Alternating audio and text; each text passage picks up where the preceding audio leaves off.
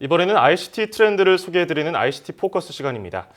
자, 올해 다양한 제품이 나왔었는데요. 오수연 앵커는 올해 나온 스마트 기기 중에서 뭐가 제일 기억에 남으세요? 네, 저는 기존에는 들고 다녔다면 이제는 시계나 안경처럼 착용하는 웨어러블 기기가 기억에 남고요. 그렇죠. 또 로즈골드 색상 정말 좋아하는데 그렇죠, 그 색상의 그렇죠. 아이폰도 참 기억에 남아요. 네, 여성분들 좋아하는 로즈골드였는데 이 분홍색이 그 모델을 대표하는 색상이라서 일부러 분홍색 구매한 남성분들도 많았다고 합니다. 이처럼 2015년 올해 출시된 다양한 스마트 기기 가운데 주목할 만한 것들이 뭐가 있는지 정리해보는 시간 갖겠습니다. 네, 청강문화산업대 모바일스쿨 박민우 교수와 함께합니다. 안녕하세요. 안녕하세요. 네, 그동안 삼성 갤럭시 S 시리즈나 애플 아이폰 시리즈가 계속 경쟁하는 그런 구도였는데요. 올해 스마트폰 시장의 경쟁 구도는 어땠는지부터 정리를 해주시죠. 예. 사실 작년까지 국내에서 애플 아이폰은 삼성 갤럭시 시리즈에 접수가 되지 못했습니다. 작년 초만 해도 아이폰 점유율이 한 자리에 불과했고요. 네. 또 세계 시장 점유율에서도 삼성은 애플의 2배 이상 점유율을 자랑했었습니다.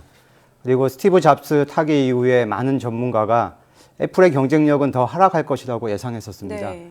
하지만 애플은 2014년 아이폰 6, 그다음 2015년 아이폰 6S를 출시하면서 대반격을 시작하게 됩니다. 아이폰이 국내에서 초창기에 인기를 끌던 시점 이후 수년 만에 가장 많은 판매량을 기록하게 되었는데요. 네. 한때 점유율이 33%까지 올라가기도 했었습니다. 세계 시장 점유율에서도 애플은 삼성의 한 자리까지 따라갑니다. 이런 성공의 배경에는 그동안 잡스의 고집 때문에 시도되지 못했던 되화면 스마트폰 트렌드를 수용하기 시작하면서인데요. 재밌게도 애플의 혁신은 잡스가 이루어냈지만 현재 애플의 성공은 잡스 사후에 이루어지고 있습니다. 자, 삼성, 애플 경쟁도 하고 서로 긍정적인 측면도 있어요, 네. 사실은. 그런가 하면은 올해 이제 웨어러블 기기 애플 워치가 나왔고요. 삼성도 이제 갤럭시 2세대라고 할까? 기어 S2를 출시하면서 정말 대전이 붙었던 거 아니겠습니까? 그렇습니다. 예. 네.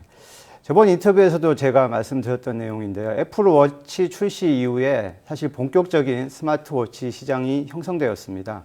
작년까지 스마트워치 전 세계 판매량이 최대 460만 대 정도였는데 올해 네. 애플 워치 판매량만 1,300만 대입니다. 애플 워치 혼자서 작년 스마트워치 시장의 3배를 판매했는데요. 시장 규모도 1,800만 대, 4배 가까이 커졌습니다. 이게 다 애플 워치의 후광이라고 볼 수 있겠습니다.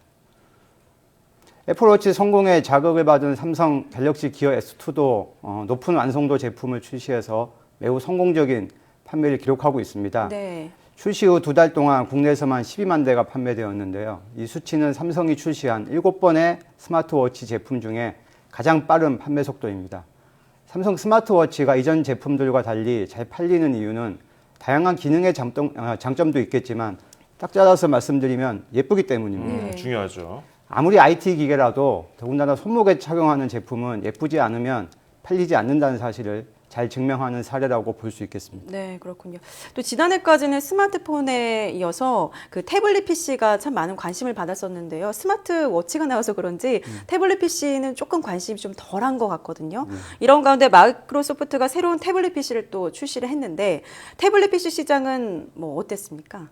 최근 PC 시장에서 가장 큰 변화는 이제 서브 PC로 노트북을 구매해야 될지 또 태블릿 PC를 구매해야 될지 고민하는 사람이 많아졌다는 겁니다. 예. 과거의 태블릿 PC는 동영상을 보거나 인터넷 서핑을 하는 것이 주요 목적이었는데요.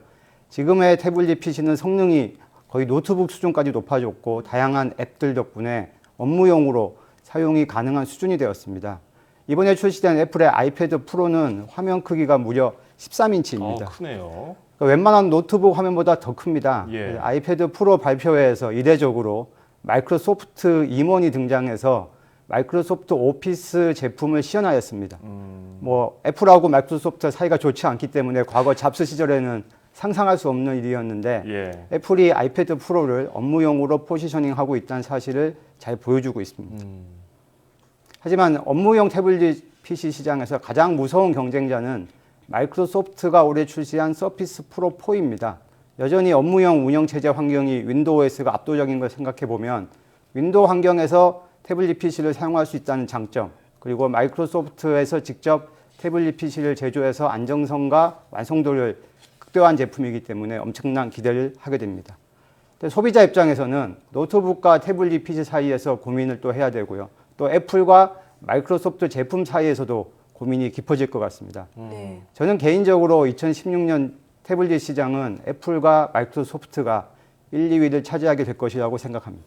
네, 이전에는 뭐 휴대전화나 아이패드나 좀 작게 가는 추세였는데 요즘은 애플의 아이패드도 그렇고 아이폰도 그렇고 좀 커지는 그런 추세네요. 예. 말씀하신 대로 대륙의 실수 원조 기업이 이제 샤오미인데요. 초저가 스마트폰으로 유명해진 기업인데 지금은 중국뿐만이 아니라 세계 시장에서 매우 뜨거운 기업이 샤오미입니다. 샤오미 제품군들을 보면 스마트폰, 스마트워치, 스마트 TV 이런 제품들은 기본이고요. 최근에는 전동 스쿠터, 체중계, 가습기, 전구, 카메라, 운동화, 보조 배터리, 스마트 기기인지 아닌지 알 수 없는 제품까지 그 종류가 어마어마합니다. 그렇죠. 그리고 상식을 깬 파격적인 가격으로 판매되어서 대부분의 제품이 불티나게 판매되고 있습니다.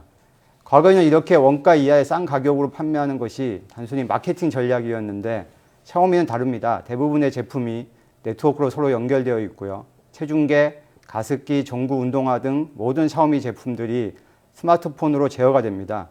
이제 샤오미는 단순히 스마트 디바이스를 만드는 기업이 아니라 모든 사물이 인터넷에 연결되는 사물 인터넷 플랫폼 기업이 되어가고 있습니다. 중국에는 또 샤오미만 있는 것이 아닙니다. 화웨이 같은 기업은 사물 인터넷 운영 체제를 출시하기도 하였고요. 이렇게 중국 IT 기업들은 스마트폰 시장에서의 경쟁력보다 주변 기기와의 연결을 통해서 또 새로운 시장에서의 경쟁력을 높여가고 있습니다. 아직 많은 사람들이 중국의 IT 기술이 우리나라 턱밑까지 따라왔다고 생각하는데요. 예. 사실은 우리 현실은 중국을 따라가기에도 버거운 상황입니다. 그 정도일까요? 사실은 뭐 애플, 삼성 2강 구도 아니었습니까? 수년 그렇죠. 동안 스마트 기기가. 근데 중국, 뭐 샤오미, 화웨이 나오면서 이게 더 이상 무시할 수 없는 수준이 됐는데 이외에 또 다른 제품 뭐가 있을까요? 앞으로 웨어러블 시장이 새롭게 조명받을 것으로 기대됩니다. 예. 스마트워치도 엄밀히 말하면 웨어러블 기기고요. 웨어러블 기기는 착용하는 위치에 따라서 매우 다양한데요. 우리가 많이 알고 있는 손목에 차는 밴드형이 대표적이고요. 네. 그 외에 구글 글라스 같이 안경 형태가 있고 옷처럼 입는 의류 형태도 있고 피부나 몸속에 이식하는 형태도 존재합니다. 예. 제가 가장 주목하는 분야는 가상현실 웨어러블 디바이스입니다. 뉴스에서 많이 보셨을 텐데요. 예. 커다란 고글을 쓰고 눈앞에 펼쳐지는 가상현실을 통해서 새로운 경험을 할 수 있습니다. 이 시장이 주목받는 이유는 엔터테인먼트 시장에서 게임을 즐기는 방법의 차원이 달라지기 때문입니다. 오큘러스 제품 중에서는 고글을 이용해서 가상현실 화면뿐만 아니라 몸의 움직임도 감지해서 게임에 반영합니다. 예. 예를 들면 전투 게임을 할 때 실제 제가 전쟁터에 있는 것처럼 뛰고 방향을 전환하고 쪼그리고 앉아서 총을 쏴야 합니다. 이런 현실감과 몰입도는 상상을 초월합니다. 이게 몰입하다 보면 가상현실과 실제 현실이 구분이 어려울 정도입니다. 과거에 비디오방, PC방이 있었다면 앞으로는 VR방이 생길지도 모르겠습니다. 예.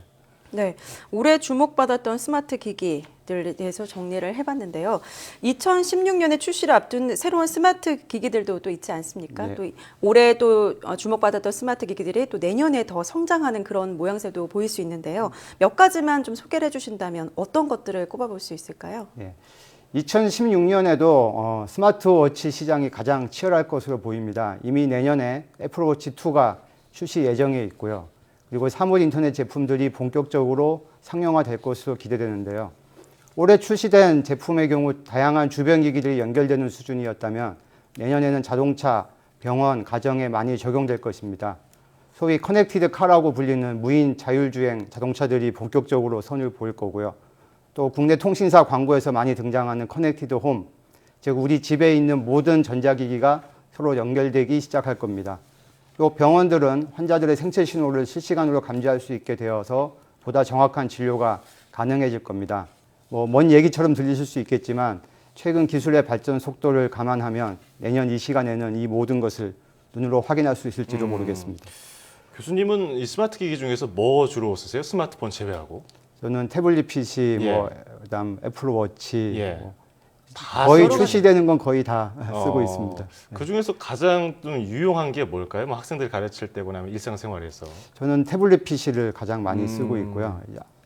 현재 그 애플 아이패드 1, 2, 미니, 프로까지 다 구매를 해가지고 쓰고 있습니다. 이 역사를 쭉 함께하고 계시는데 그렇다면 2016년도에는 이 태블릿 PC도 그렇고 뭐 웨어러블 뭐 각종 디바이스들이 많은데 이 가상현실과 관련해서 이런 제품들 좀 가격이 내려갈까요? 어떻게 분석하세요? 가격이 아직은 고가라서 아까 예. 말씀드린 것처럼 이걸 임대하는 서비스가 일단은 초기 시장에 진입을 할 것 같은데요. 그렇죠. 그러니까 VR 방 같은 게 필요한 이유가 단순히 고글만 있어도 되는 것이 아니고 몸에 이제 부착하는 기기들이 필요한데 이런 것들은 개인이 구매하기는 어려울 거예요. 그렇죠. 그런 경우는 이제 VR 방에 가서 제가 이제 게임을 거기서 대신 해볼 수 있는 그런 재미있는 환경이 만들어지지 않을까 그런 기대도 해봅니다. 네, 언젠가는 저희 뉴스도 이 시청자분들이 우리 스튜디오 앞에서 바로 보는 것처럼 네. 볼 수 있는 날이 언젠가 오겠죠. 그렇습니다.